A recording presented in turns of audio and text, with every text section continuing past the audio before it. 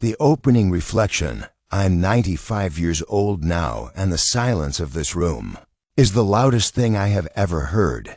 When you are young, you spend your life trying to escape the silence. You fill it with music and chatter and the constant hum of a television. You fill it with the sound of your own voice telling everyone how busy you are. But when you get to the end of the road, the silence finally catches up to you. And in that silence, you are forced to listen to the truth. I am sitting in this chair looking at the dust motes dancing in a beam of sunlight. It is beautiful, but it is also a reminder. I used to be a man who moved so fast I never even saw the dust. I was a man of importance. I had meetings that could not wait. I had phone calls that were urgent. I had a calendar that was a battlefield of appointments. But standing here at 95, I can tell you that nearly every single one of those urgent things was a lie. They were just distractions designed to keep me from noticing that my life was slipping through my fingers like dry sand. Let us talk about the word busy. It is the most dangerous word in the human language. We use it like a badge of honor. We say I am so busy as if it means I am so valuable. But from where I am sitting, busy is just a polite way of saying I am neglecting the things that actually matter. I remember a time in the mid-'80s when I was at the peak of my career. I was running a firm and I felt like the world rested on my shoulders. I remember coming home late one Tuesday evening. My son was about 7 years old then. He was sitting on the floor with a set of wooden blocks. He looked up at me with eyes full of hope and asked if I could help him build a castle. I looked at my watch. I looked at my briefcase full of documents for the next morning. I told him, "Not tonight, son, I am just too busy." I told him we would do it this weekend. But when the weekend came, there was another crisis at the office. There was another fire to put out. Now I sit here 40 years later, and I would give every dollar in my bank account just to spend 10 minutes on that floor building a wooden castle. The documents I was so worried about are now in a landfill. The company I worked for has changed its name 3 Loun, but the look of disappointment in my son's eyes is still etched into my memory. That is the price of being busy. You trade the permanent for the temporary. You trade the soul for the machine. I watch your world today, and it seems you have traded your freedom for objects.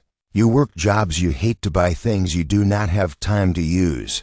You think you are building a legacy, but you are just building a warehouse. I once had a basement full of expensive gear. I had the finest golf clubs and the newest cameras and boxes of things I told myself I would use when I retired. I am retired now. I have been retired for 30 years. And you know what?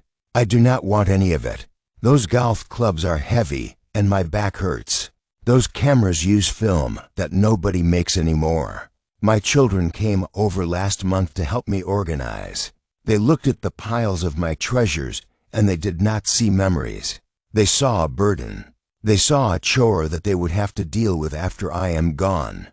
Do not spend your best years working overtime to pay for a bigger garage to store things that your children will eventually resent having to clean out. Spend your money on experiences. Spend your money on a meal with a friend. Spend your money on a train ticket to see someone you love. Objects do not hold heat.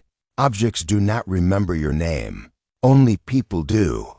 I see young people today obsessed with their 5-year plans and their 10-year goals. You are living in a mental prison of the future.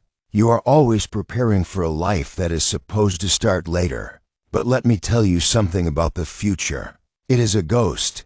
It does not exist. The only thing that is real is the breath you are taking right now. I had a friend named Arthur who was the king of the 5-year plan. He was going to retire at 55 and sail around the world. He spent 30 years studying maps and buying sailing magazines. He saved every penny. He missed his friends' birthdays because he was working for the boat. He never took a vacation because he was saving for the big trip. Arthur retired on a Friday. We had a small party for him. He was finally going to start his life. On Saturday morning, he woke up with a headache. By Sunday evening, he was in the hospital. He had a brain tumor that had been growing in silence for months. He never stepped foot on a boat. He died in a hospital bed surrounded by magazines of the ocean he never saw. Arthur died waiting for the green light. But the light has been green your entire life. You are just waiting for a permission slip that is never going to come. When the lights start to dim, the only thing that provides any warmth is the connection you have with other human beings. I don't think about the awards I won. I don't think about the times I was right in an argument. I think about the people I held. I think about the hands I shook. I think about the times I was vulnerable enough to say I am sorry or I love you. We are so afraid of being vulnerable. We think it is a weakness. We build walls around our hearts, and we call it being professional or being strong. But at 95, I can tell you that those walls are actually a tomb. If you have a brother you haven't spoken to in years because of some petty argument, call him today. If you have a friend you have drifted away from because life got in the way, send them a message. Put down your pride. Pride is a very cold companion at the end of the road. I want you to think about the routine things you do every day. You brush your teeth. You walk the dog. You say goodbye to your spouse as you head to work. You do these things as if they are chores. You do them on autopilot. But I want you to realize that one day you will do each of those things, and it will be the final time. There was a day when I took my wife Eleanor to the park for a walk. It was just a normal Sunday. We held hands and talked about what we wanted for dinner. I didn't know it was the last time we would ever walk in that park together. If I had known, I would have walked slower. I would have felt the texture of her hand in mine more deeply. I would have looked at the trees and the sky and thanked the universe for that moment. You never know when the last time is happening. So the only logical way to live is to treat every time as if it is the last time. Taste your food. Listen to the person talking to you as if they are the most important person in the world, because in that moment they are. I see you all with your glowing rectangles. You are in the same room as your loved ones, but you are 1,000 miles away.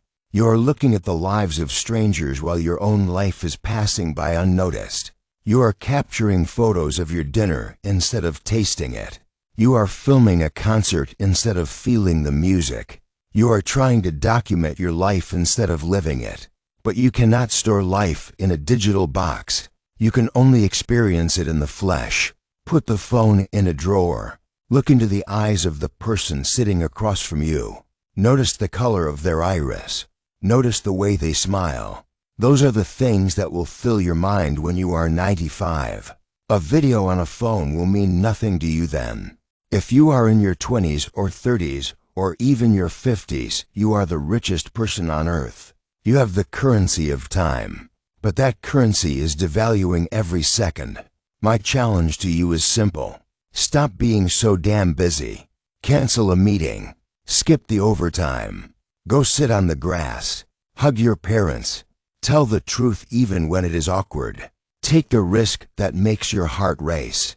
Because one day you will be sitting where I am sitting. And on that day, you will not want more money or more fame or more stuff. You will only want more time. And the beautiful thing is you have that time right now. Do not waste it. Do not be another Jack or another Arthur. Do not build a castle of sand while the tide is coming in. The party is happening right now, and you are invited.